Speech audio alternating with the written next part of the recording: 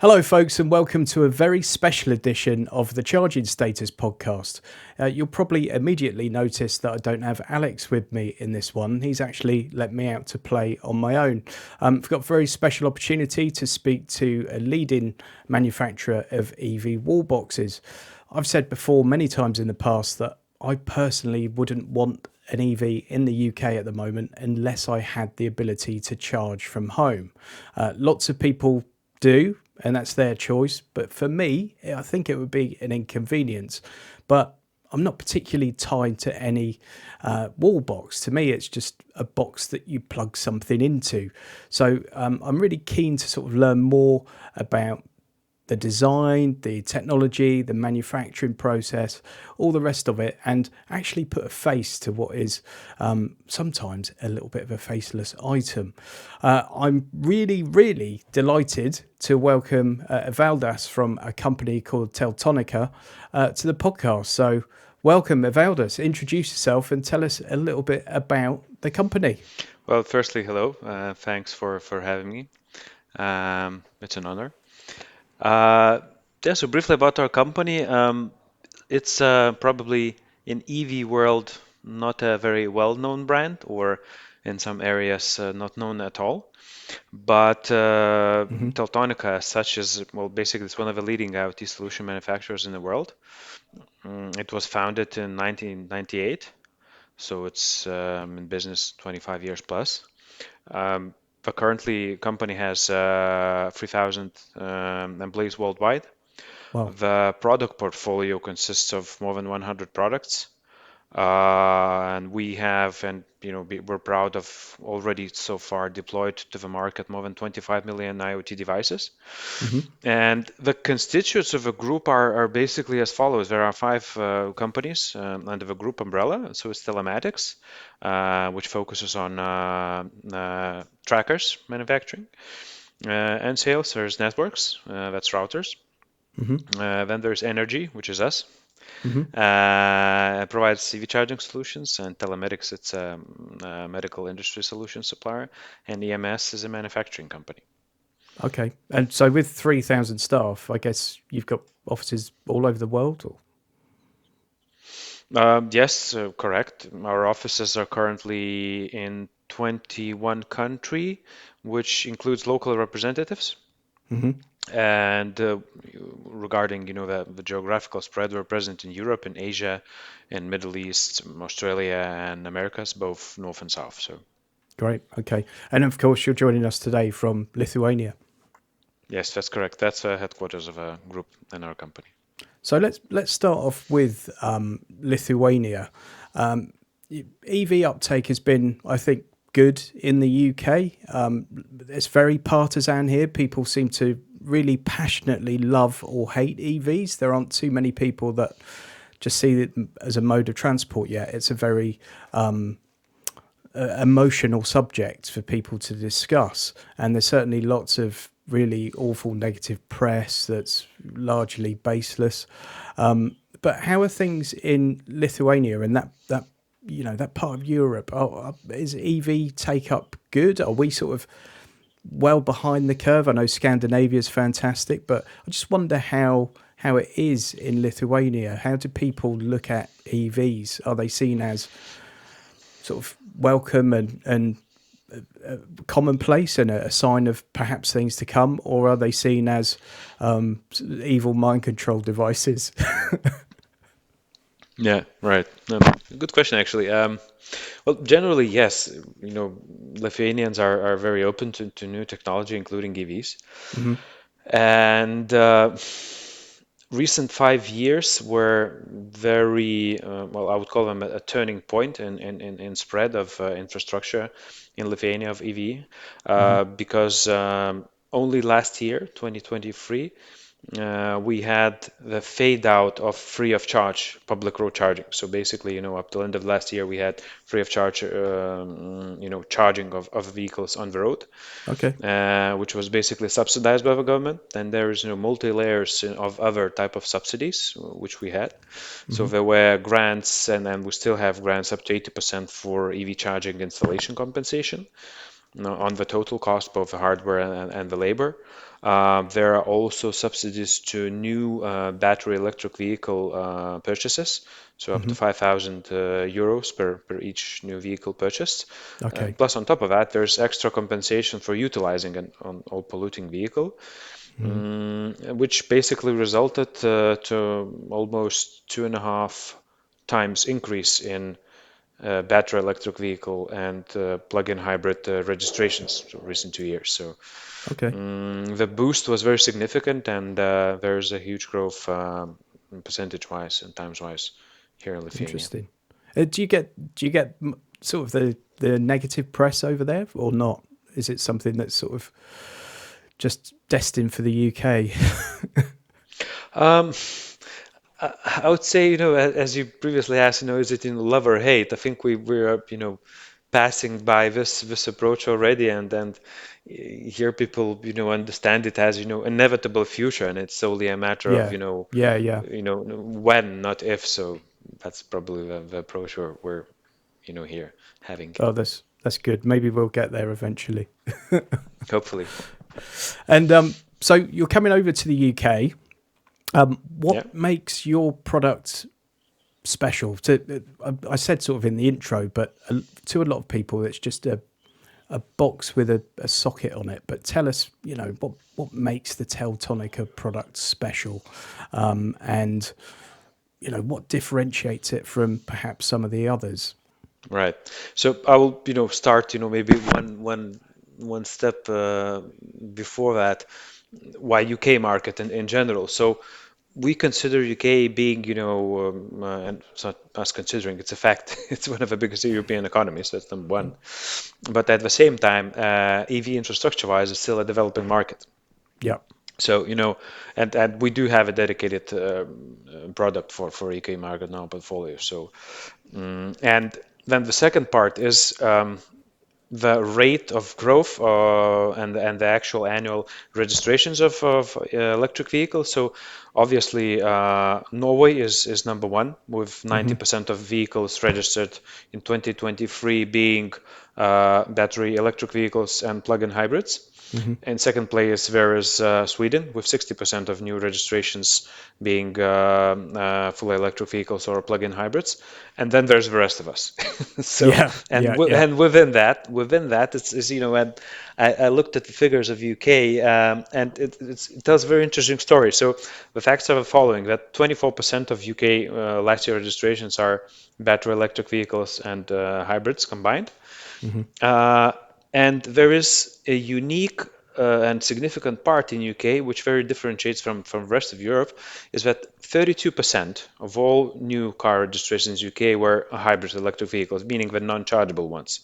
So that strongly suggests that there is a big market for chargeable vehicles, and it's even bigger than the current, fully electric vehicles and hybrids combined. Sure. So it clearly suggests that there's a lack of infrastructure, and at the same time, people are willing to go there, willing to be more, less polluting, more efficient on their commuting, and so on and so forth.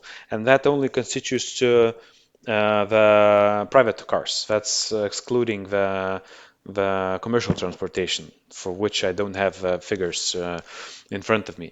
When it comes to commercial vehicles, I think it's still a little bit of a difficult time because the manufacturers don't yet have solutions that fit some of the sort of commercial requirements in the UK. So vans typically have a reasonably low range at the moment, and in the UK, Right. lots of logistic work's done over long distances. But I think for that sort of last mile delivery space, I think it's really well served now, and we're seeing lots of really large national companies like British Gas and some delivery companies like Amazon and people like that now using electric vans much more often, and really developing their fleets. But I think over time things will change once technology moves on and battery range improves on some of those. But yeah, I mean there's the zero emission vehicle mandate, which means that manufacturers now have to sell a certain percentage of their cars as zero emissions vehicles every year. So I think it will only continue to push forward unless the manufacturers want to face large fines. Yes, that's the inevitability, and this is where, the whole world is going, with Europe probably being the leader in that area. So how many countries are Teltonika EV vehicle chargers currently out in? Basically, the product spread and the sales activities are worldwide, Hmm. and we currently have concluded sales deals in more than 80 countries worldwide. So that's quite impressive, I believe, for a company as young as ours. Yeah, it's incredibly impressive. And I guess that the distribution is all via sort of local distributors or relationships with partners. You're not, people don't come to you directly to buy these, is my guess. Well, sometimes yes, they do, but of course the whole business is based on partnerships and spread and penetration to each specific market with sometimes a different strategy. So yes, we're focusing on both distribution channels, on value-added resellers, as well as mid to big size installers and installer networks. So these are probably our key target customers. Okay, great. And we spoke earlier about what makes it different, but I guess that's sort of the dumb question. But really, it comes down to when you're going into a market with a product, what the most important things to that product to help serve the market? Do you look at the features of the product? Do you look at the software element, or do you make it as simple to install as possible? So, what's sort of the thought process behind it, and how did you come up with the product you came up with? Right. So basically, there's two parts to that question. One is what in general the market requires, the functionality, the features. So there are general trends. So you need to fit into those with your functionality. And the second layer being is the local, specific market requirements. Hmm. So, our devices, corresponding to general market requirements and even more. It's basically coming in, both tethered and untethered option. There's a cable lock option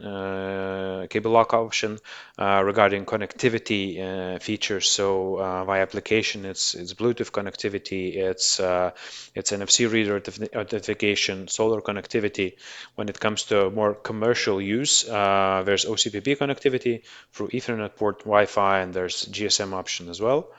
And when it comes to local specifics, in UK market especially, we have included in our hardware the penfold protection and CT clamps, which are a regulatory requirement in UK. So Fantastic. And with OCPP and everything, obviously there's a chance to integrate with all kinds of different softwares and apps. yes, correct. Yeah, fantastic. I'm sure that would be great news to some distributors out there and installers that sort of manage things themselves. So yeah, that sounds fantastic. One of the problems in the UK now, lots of people will say to me, well, it's fine for you to say you wouldn't have an EV if you couldn't charge at home, but I live in an apartment and we have a shared car parking space, and what can I do about that? And lots of these kind of issues, and people that don't have a private driveway and they have to park on the street. Does Teltonika have anything to kind of assist with that? People that need to install chargers, perhaps not directly against a wall or in shared spaces at all? Yes, definitely. So prior to entering the market, we did a proper market research, and one of the key functionalities is a possibility to share the charger, where a payment terminal comes in, or a QR code, or whatever solution the CPOs are providing. Hmm. So our device is compatible with that, and we offer this functionality via OCPP. Okay, fantastic. So yeah, you mentioned there you've got tethered and untethered options, and the option to lock a cable. So essentially, untethered charger, put your cable in, but then lock it in place. That's correct, yeah? Yes. Okay, So fantastic. Yeah, that's a great feature, I think. And with the tethered, do you have different cable lengths available, or is it a sort of one size fits all? well, the standard and most popular is 5 meters cable length, but in case there's a separate custom requirement where we're able to accommodate more more length of the cable requirement. So Okay, great. And in terms of the manufacturing of the product, lots of these things obviously made in China, as is pretty much everything nowadays. Is this a Chinese made product, or is it somewhere else? so where we can proudly say that it's a Lithuanian built and made device. So it's built here in Lithuania in Europe. We have our own two manufacturing sites here. One of them Uh-huh. being in Vilnius, the capital, and the other one in Molėtai. Hmm. And the good thing about it is that we can control the whole process better. We're less influenced by the market. We have the purchasing power Hmm. for that to control the costs, and also we are growing our production capacity. So that's probably one of the few companies in Europe who can say that. Yeah, just the quality control aspect alone is Yeah. probably worth a fair amount of time and money. So, yeah, fantastic. I guess the all important question that may be impossible for you to answer at the moment, but do we know the RRP of units in the UK, what that price will be? Well, that's a must think for a commercial person to know it by heart. So yes, of course, I do have it and would be able to answer that if I was woken up in the middle of the night. So our RRP starts from 569 euros, Okay. which is equivalent to 485 pounds. Okay. And that depends, the final price depends on the final configuration, the front plate chosen, the cable length, and all the mods on the charger. So.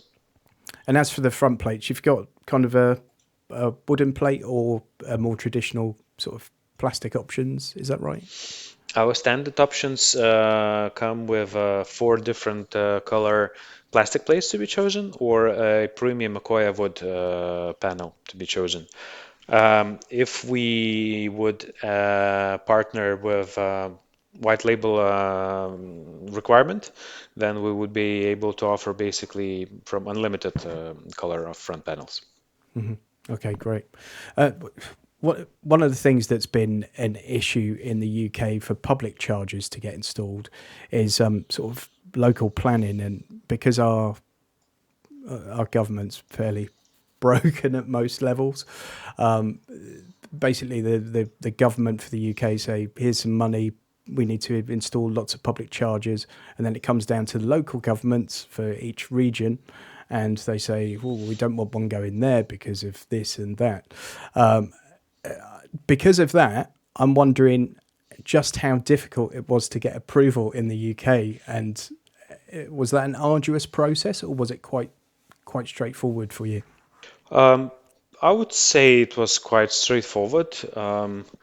It was more of a, investigation, identifying what's required for the specific market, Mm. and then, grinding it through our R&D and manufacturing. Hmm. So that was probably the most time-consuming part, and the requirements fulfillment is just, basically submitting the documentation to appropriate authorities and granting the approval. Like last year, we ended up on the OZEF list both for residential and commercial, well, which is Hmm. not maybe valid for this year, but still, Hmm. it was not a hard process, I would say, Oh, that's really good to know. and not that lengthy. Yeah. Yeah, So we've seen worse. that's good to know. Yeah, yeah. We see so many things in this country sort of held up by bureaucracy and things that you think when a company wants to come and work with us, then it's good to know that it's not such a terrible process. So plans for Yeah. 2024 in obviously the UK, but where else are you headed? Uh, we are expanding worldwide, Hmm. but key areas in Europe specifically, I would say, will be UK, Hmm. Benelux, Hmm. Scandinavia, France as well. and some other countries potentially. Okay. Yeah, it's really interesting, isn't it, how EVs are spreading throughout Europe, and how the uptake differs so much when, the borders are so close in some areas. And I think with the way that people can do really long road trips and things in Europe, some people have possibly found it more of a challenging idea. But having said that, on the trips I've done, certainly in Northern Europe in electric vehicles, I think the public infrastructure has been fantastic. And I think once people have opportunities to charge from home very easily, and more options for that, then it can only sort of benefit and speed up the spread of EV usage for private individuals. Yes, I agree on that. And at the same time, um, we have different observations in different markets. If you go to Scandinavia, the infrastructure is way Mm, better than in the rest of Europe, and it differs country to country. But the general trend is there, regardless of mm, that 80% or more than 80% of charging in the future will be done at home or workplace, mm, and only the remaining part will be done on the road, yeah, because that's the principle of efficiently using the sure. infrastructure. Naturally, even being only less than 20%, the fast charging or on the road infrastructure will develop and will grow, and we will see more convenience for travelers. Hmm.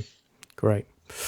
Okay, well, look, this has been a fantastic opportunity to chat with you and learn a bit more about the brand, and about the state of charging in Europe, really.